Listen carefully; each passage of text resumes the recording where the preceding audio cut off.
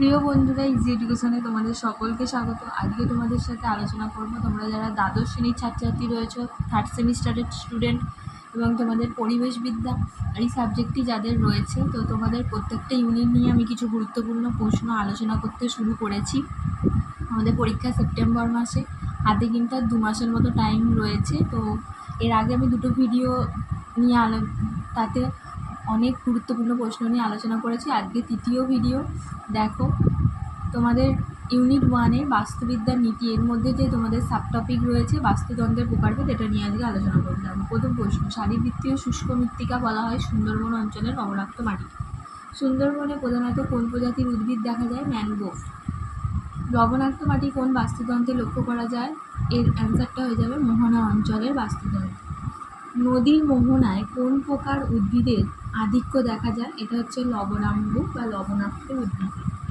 চারণভূমিতে কোন গোত্রভুক্ত ঘাস দেখা যায়? এটা হচ্ছে পোয়েসি। তৃণভূমির বাস্তুতন্ত্রের একটি উদাহরণ হচ্ছে স্টেপ অঞ্চলের বাস্তুতন্ত্র। মৃত্তিকায় উপস্থিত খনিজ পদার্থ এবং জল বাস্তুতন্ত্রের কী জাতীয় উপাদান? এটা হচ্ছে অজৈব উপাদান। পরবর্তী প্রশ্ন দেখো, কারা সালোক সংশ্লেষ পদ্ধতিতে খাদ্য উৎপাদন করে? এটা হচ্ছে সবুজ উদ্ভিদ। পৃথিবীর বৃহত্তম জলজ বাস্তুতন্ত্রের উদাহরণ সামুদ্রিক বাস্তুতন্ত্র।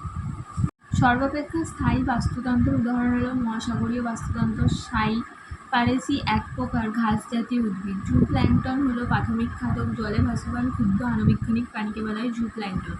জুপ্ল্যাঙ্কটন পরিলক্ষিত হয় জলজ বাস্তুতন্ত্রে। কোনো হ্রদের দ্বিতীয় গুরুত্বপূর্ণ টপিক লেভেল হলো জুপ্ল্যাঙ্কটন। জলজ বাস্তুতন্ত্রের উৎপাদক হলো ফাইটোপ্ল্যাঙ্কটন।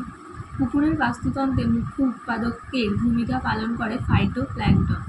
পরবর্তী দেখো প্রশ্ন, স্থির জলের বাস্তুতন্ত্র বলতে বোঝায় লেন্টিক বাস্তুতন্ত্রকে। লেন্টিক বাস্তুতন্ত্রের একটি উদাহরণ হলো পুকুর ও হ্রদের বাস্তুতন্ত্র। পুকুরের বাস্তুতন্ত্রের একটি অজীবজ উপাদান হচ্ছে জল।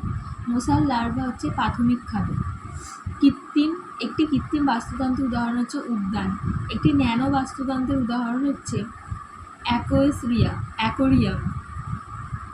পরবর্তী প্রশ্ন, মাইক্রো ইকোসিস্টেম বলতে বোঝায় ক্ষুদ্র বাস্তুতন্ত্রকে। প্রবাহমান জলধারা নিয়ে গঠিত বাস্তুতন্ত্রকে বলা হয় ফ্লোটিক বাস্তুতন্ত্র। সমুদ্রের বাস্তুতন্ত্র একটি বৃহৎ বাস্তুতন্ত্রের উদাহরণ। অতি অল্প জায়গা জুড়ে অবস্থিত বাস্তুতন্ত্রকে কী বলা হয়? অতি ক্ষুদ্র বাস্তুতন্ত্র।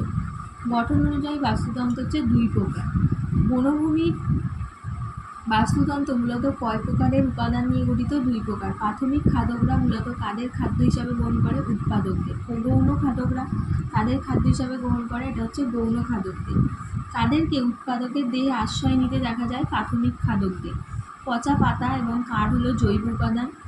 অ্যাসপারগিলাস এবং আল্টারনারিয়া হলো এক প্রকার ছত্রাক। বাস্তুতন্ত্রের অন্তর্গত উপাদান ও খাদক জীবদের মৃতদেহগুলিকে মাটিতে মিশতে সাহায্য করে কারা? বিয়োজক।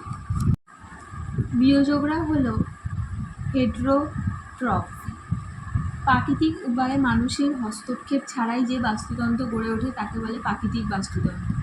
উৎপাদক ও খাদক জীবদের মৃতদেহ বিয়োজিত হওয়ার পর কী হয়? মাটিতে মিশে যায়। চারণভূমির বাস্তুতন্ত্র হলো স্থলজ বাস্তুতন্ত্র। কৃত্রিম বাস্তুতন্ত্র হলো মানুষ দ্বারা সৃষ্ট বাস্তুতন্ত্র।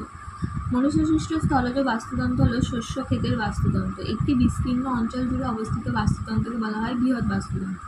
যে বাস্তুতন্ত্র অল্প সময়ের জন্য ক্রিয়াশীল থাকে তাকে বলা হয় অস্থায়ী বাস্তুতন্ত্র। ছোট বাস্তুতন্ত্র কখন গড়ে উঠতে দেখা যায়? স্থানীয় জলবায়ুগত তারতম্যের কারণে। একটি প্রাকৃতিক বাস্তুতন্ত্রের 2টি মৌলিক বিভাগ কী কী? জলজ এবং স্থলজ বাস্তুতন্ত্র। অঞ্চলভেদে জীবের সমষ্টিগত বসবাসের পার্থক্য দেখা যাওয়ার কারণ কি? জলবায়ুগত পার্থক্য। তুষার ভালুক কোন অঞ্চলে দেখতে পাওয়া যায়? মেরু অঞ্চলে। আর লাস্ট প্রশ্ন দেখো, কোন অঞ্চলে জীববৈচিত্র্যের পরিমাণ অনেক কম? চির তুষারবৃত্ত মেরু অঞ্চল। এই ছিল তোমাদের এই ইউনিটের 48টা ছোট প্রশ্ন। এগুলো তোমরা পড়ো, আশা করি এখান থেকেই চলে আসবে। আর ভিডিওটা যদি ভালো লেগে থাকে একটু লাইক করো, আর এরকম নিত্য নতুন ভিডিও আরও পাওয়ার জন্য চ্যানেলটা সাবস্ক্রাইব করে দিও।